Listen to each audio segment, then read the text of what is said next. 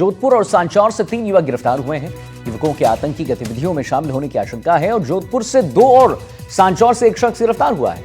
2 आरोपियों के मौलवी होने की बात सामने आ रही है। जोधपुर से गफार नाम को जो है युवक को पकड़ा गया है और अंतर्राष्ट्रीय गैंग से जुड़ा होने का शक है इस पर। जोधपुर के चौखा क्षेत्र में कार्रवाई हुई है। पकड़े गए लोगों के पास से अहम दस्तावेज मिलने की खबर है और आईबी की सूचना पर कार्रवाई जो है वो हुई है। तो जोधपुर से बड़ी खबर, एनआईए, एटीएस और आईबी की संयुक्त कार्रवाई। जोधपुर और सांचौर से 3 युवक गिरफ्तार, युवकों के आतंकी गतिविधियों में शामिल होने की आशंका।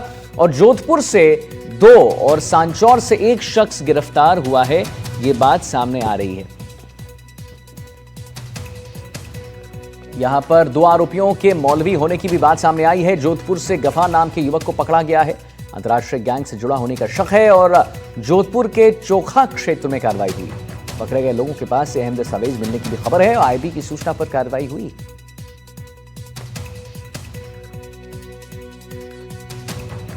जोधपुर के चोखा क्षेत्र में कर अरुण हमारे साथ जुड़ गए हैं। अरुण जी, पकड़े गए लोगों के पास से अहम दस्तावेज मिले हैं अरुण जी, और आईबी की सूचना पर यह कार्रवाई हुई है।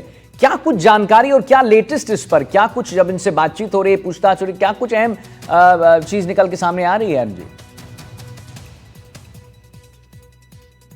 देखिए, अगर बात की जाए तो आज सुबह की यह कार्रवाई है, जहाँ कह सकते हैं जोधपुर के चोखा गांव में, और साथ ही साथ अगर पिपाड़ जोधपुर में आता है, पिपाड़ में, और इसके अलावा सांचौर में 3 जगहों पर एनआईए, एटीएस और आईबी की टीम ने संयुक्त रूप से कार्रवाई करते हुए अगर बात की जाए जोधपुर के चोखा क्षेत्र में अयूब पुत्र गफार को पकड़ा है, जो है अरबिया करके एक मदरसा है, उसमें मौलवी के रूप में रहता था, लेकिन उसके पास से कई दस्तावेज और कई ऐसे एविडेंस मिले जिसको लेकर कह सकते हैं ये सूचनाएं लगातार संकलित की जा रही थी, और आखिर आज सुबह एक साथ 3 जगहों पर जो ये कार्रवाई की गई है उसमें पकड़ा गया है अयूब।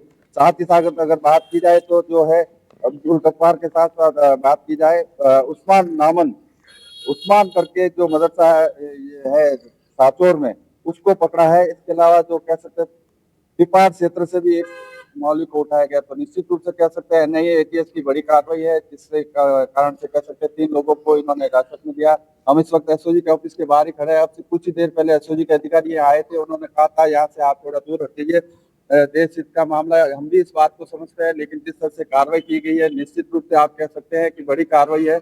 3 जो है संदिग्ध जो है आतंकी फंडिंग जुटाने का काम करते थे, इनके पास जो है कई चंदा जुटाने की रसीदें मिली है, साथ ही साथ अन्य जो दस्तावेज वो भी मिले हैं। तो निश्चित रूप से अभी यहाँ पर कार्रवाई चल रही है।